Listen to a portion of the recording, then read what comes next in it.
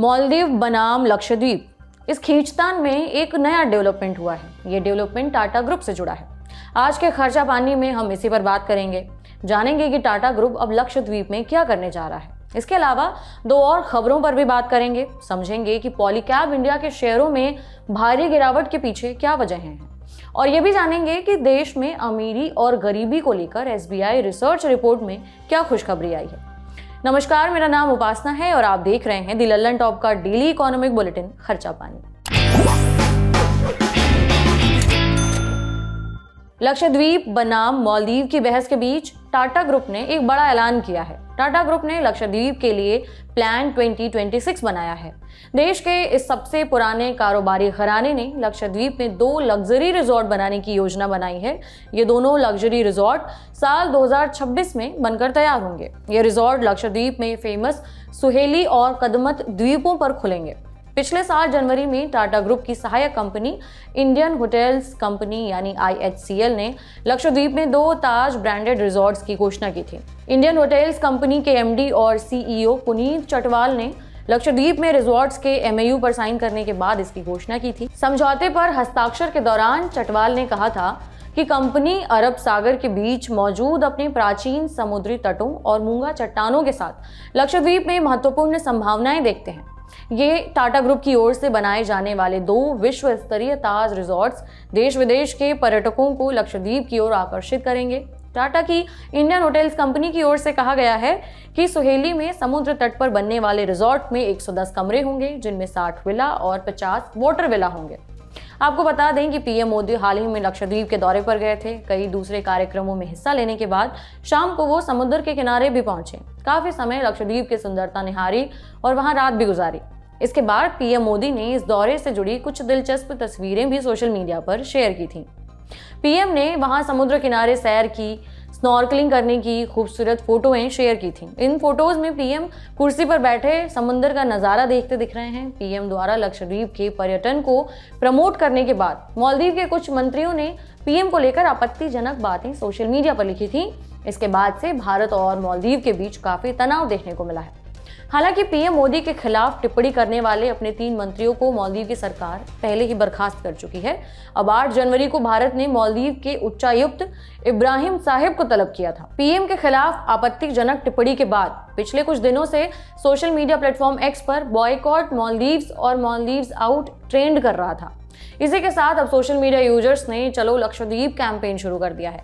लोगों से अपील की जा रही है कि विदेश जाने से बेहतर है हमारे देश की अच्छी टूरिस्ट डेस्टिनेशन का लाभ उठाया जाए। आपको बता दें कि भारत से हर साल करीबन 2 लाख टूरिस्ट मालदीव घूमने जाते हैं। इनमें बड़ी तादाद फिल्मी सितारों और बिजनेसमैन की होती है।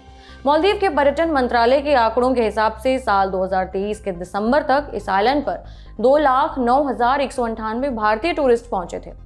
टाटा की तरफ से खुशखबरी के बाद अब एक और राहत की खबर की बात करते हैं।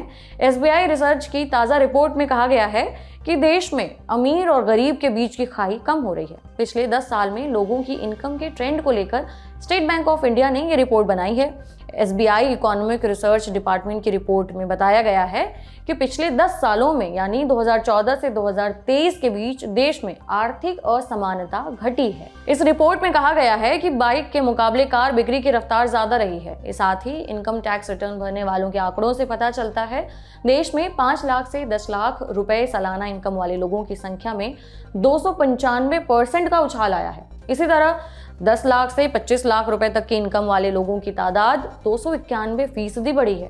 रिपोर्ट के मुताबिक देश में 100 करोड़ रुपए से ज्यादा कमाने वालों की संख्या 23 से बढ़कर 136 हो गई है। गिनी कोएफिशिएंट पर इनकम में असमानता घटी है। आपको बता दें कि अर्थशास्त्र में गिनी कोएफिशिएंट को गिनी इंडेक्स या फिर गिनी अनुपात भी कहते हैं। ये किसी भी देश या सोसाइटी के भीतर आय की असमानता को मापने का एक तरीका होता है। ये रिपोर्ट बताती है कि 36.3% टैक्स पेयर्स ने कम आय से हाई इनकम टैक्स ब्रैकेट में शिफ्ट हुए हैं। इस वजह से 21.3% अतिरिक्त आमदनी भी हुई है। अब आते हैं आज की तीसरी खबर पर।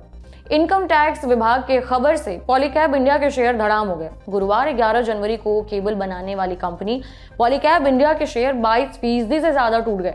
कारोबार के दौरान BSE पर पॉलीकैब इंडिया के शेयर टूटकर 3812 रुपए के लेवल पर पहुंच गए थे। दरअसल आयकर विभाग ने 10 जनवरी को पॉलीकैब इंडिया परिसरों की तलाशी ली थी। कंपनी के 50 से ज्यादा परिसरों पर छापेमारी की गई, जिसमें पुणे, औरंगाबाद, मुंबई और नासिक शामिल हैं।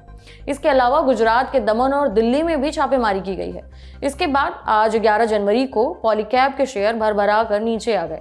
इससे पहले 9 जनवरी को भी पॉलीकैब के शेयरों में 9% तक की गिरावट देखी गई थी। पिछले एक महीने का ट्रेंड अगर देखें तो एक महीने में पॉलीकैब के शेयर करीबन 30% तक टूट चुके हैं। इससे पहले 14 दिसंबर 2023 को कंपनी का शेयर 52 सप्ताह के हाईएस्ट लेवल 5722 रुपए 90 पैसे के स्तर पर पहुंचा था। वित्त मंत्रालय के बयान के मुताबिक छापेमारी के दौरान दस्तावेजों और डिजिटल डेटा के तौर पर बड़ी तादाद में आपत्तिजनक चीजें बरामद की गईं। आयकर विभाग के मुताबिक मिले दस्तावेजों से पता चलता है कि कंपनी ने बड़ी संख्या में टैक्स चोरी की है। ये भी पता चला है कि कंपनी बेहिसाब नकद बिक्री, बेहिसाब खरीद के लिए कैश में पेमेंट कर रही थी। वित्त मंत्रालय ने जानकारी दी है कि कंपनी ने लगभग 1000 करोड़ रुपए की बेहिसाब नकद बिक्री की है, जो कहीं भी दर्ज नहीं है। सिर्फ 400 करोड़ रुपए से ज्यादा के कैश का हिसाब किताब दिया गया है। इसके अलावा कंपनी ने कच्चे माल की खरीद की थी, इसकी भी जानकारी कहीं पर नहीं है। साथ ही ठेकेदारी खर्च, खरीद और ट्रांसपोर्ट खर्च के दौरान 100 करोड़ रुपए के हिसाब की भी साफ जानकारी नहीं है। आयकर विभाग ने छापेमारी के दौरान 4 करोड़ से ज्यादा की नकदी जब्त की है और 25 से ज्यादा बैंक लॉकर्स पर रोक लगाई है। साथ ही कंपनी द्वारा किए गए कई और ट्रांजैक्शन की सही जानकारी भी सामने नहीं आई है। हालांकि पॉलीकैब इंडिया ने हाल ही में स्टॉक एक्सचेंजों पर कंपनी द्वारा टैक्स चोरी की रिपोर्टों का खंडन किया था और सुझाव दिया था कि उसे दिसंबर 2023 के तलाशी अभियान के नतीजे के बारे में आयकर विभाग से कोई जानकारी नहीं मिली है। ये था आज का खर्चा पानी। ये बुलेटिन लिखा था हमारे साथी प्रदीप यादव ने। कैसा लगा आपको आज का एपिसोड, हमें बताएं कमेंट बॉक्स में। अगले एपिसोड तक अपना ख्याल रखें। शुक्रिया।